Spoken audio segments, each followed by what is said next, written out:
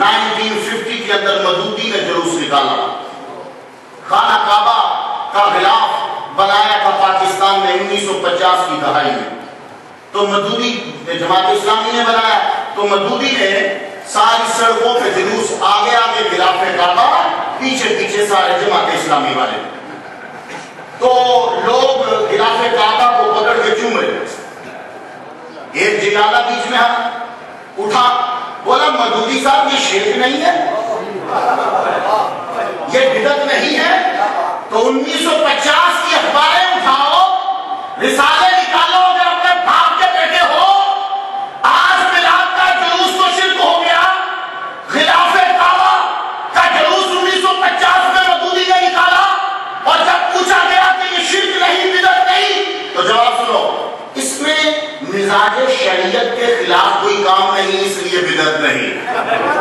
तो यानी खाना काबा के गिलाफ का जुलूस निकालना मिजाज शरीयत के खिलाफ नहीं, तो जो शरीयत लेकर आया। और सुनो 1950 में ये निकला, तो 1989 के अंदर जाम अखबार और मशरिक अखबार, फिर सुनो 30 जनवरी 1989 के अंदर जुलूस निकला रहीम यार खां, सादकाबाद, और जुलूस किसका निकला? शान सिद्दीक में। याद रहेगी अखबार 30 जनवरी 1989 रहीम यार खां, सादकाबाद। तो जुलूस किसने निकाला? जो मिलादुन नबी के जुलूस में गोलियां चलाता है। तो जुलूस किसकी शान में निकला? अबू बकर सिद्दीक की शान में। किसकी शान में? हजरत उमर की शान में। और जब नबी के तरबानों की शान में जुलूस निकाला जाए है, अगर शिर्क है तो फिर हर जगह शिर्क। जा चला गोली जाके रही यार खां, चला जाके गोली सादिकाबाद में। अगर जुलूस शिर्क होगा तो हर आइन का जुलूस शिर्क होगा।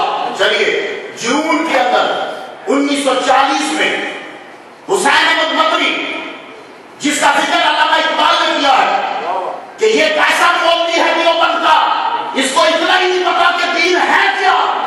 आप मुझे मैं बताऊं कि दीन क्या है, सब कुछ मोहम्मद के कदमों पे निछावर कर देने का।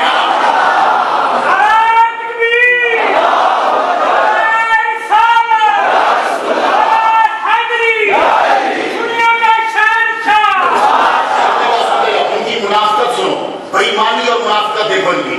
1978, 1977, 1977, मार्च, अप्रैल 1978, दोनों की अखबारें निकाल के देखो। अहले हदीसों ने यह दावा किया, अहले हदीस किसे कहते हैं? जो असल नजदी है। अहले हदीस असल नजदी है। पहले इनका नाम वहाबी था, फिर इनका नाम मुहम्मदी हुआ, फिर इनका नाम अहले हदीस हुआ, अब इनका नाम सलफी है।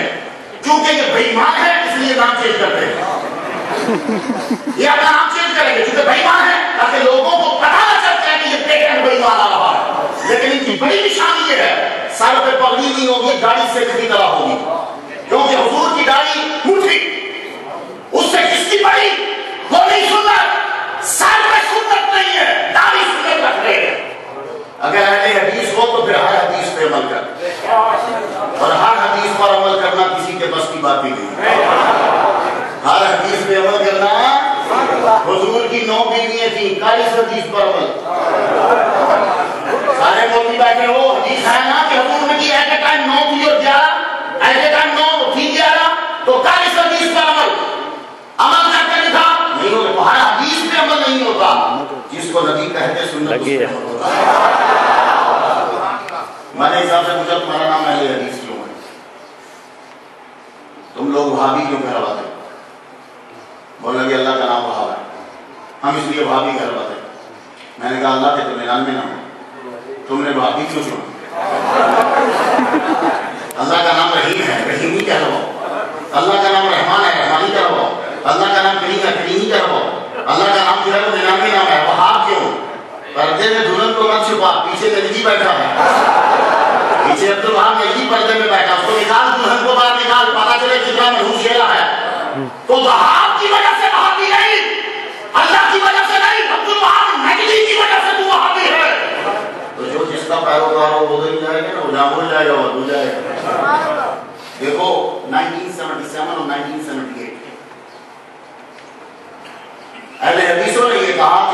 के सारे जुलूस और सारे जुलूस जो है वो हमारे मदारिस से निकले।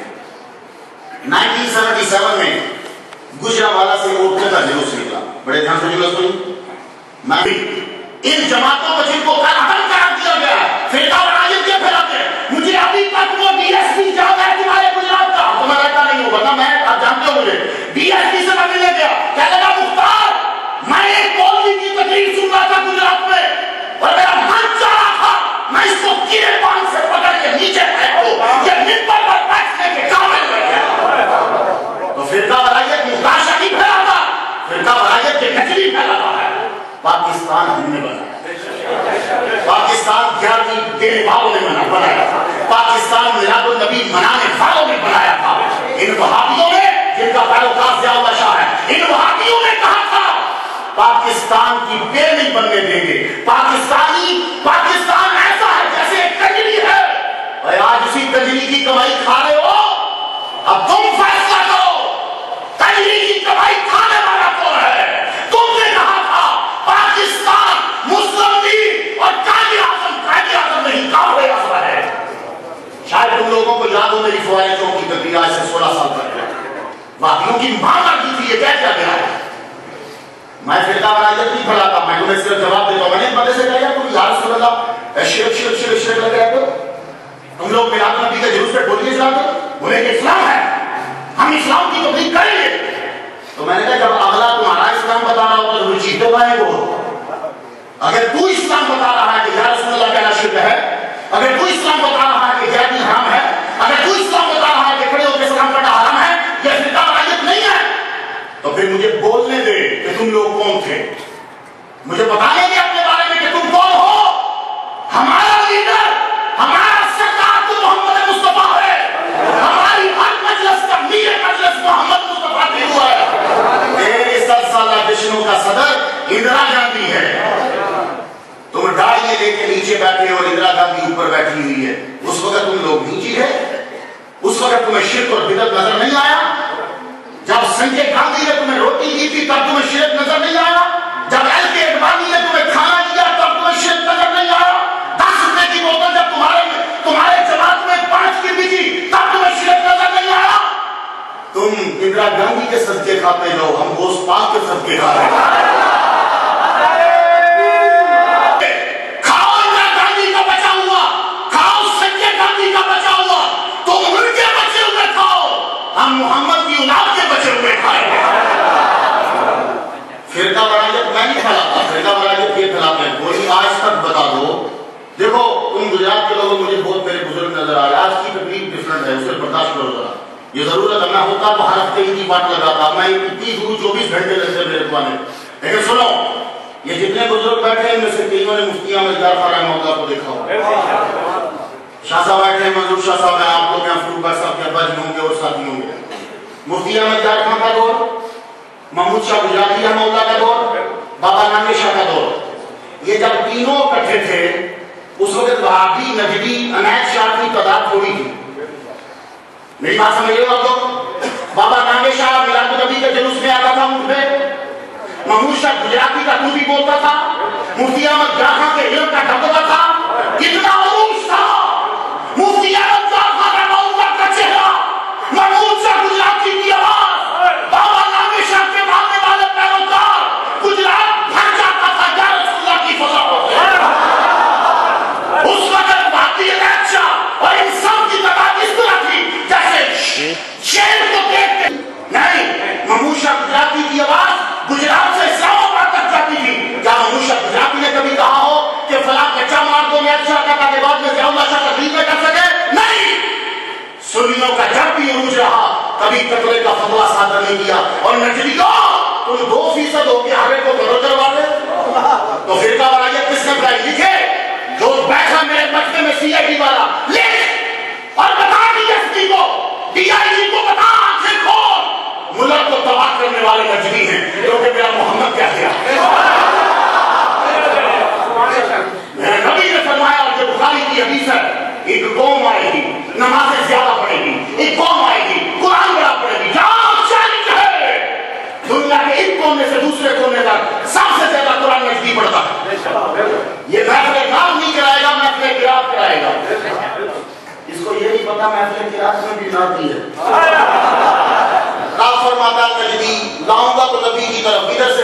इधर से चलो, महफिल नात हो या महफिल किरात हो, चढ़ना बोलना पड़ेगा तो शान तो मुस्तफा की है। ईमान से यूं ईमान उससे निकल चुका होगा जैसे तीर कमान से निकल चुका होता है, और अगर मैं उनको पालूं तो मिसले आग कत्ल कर दूं।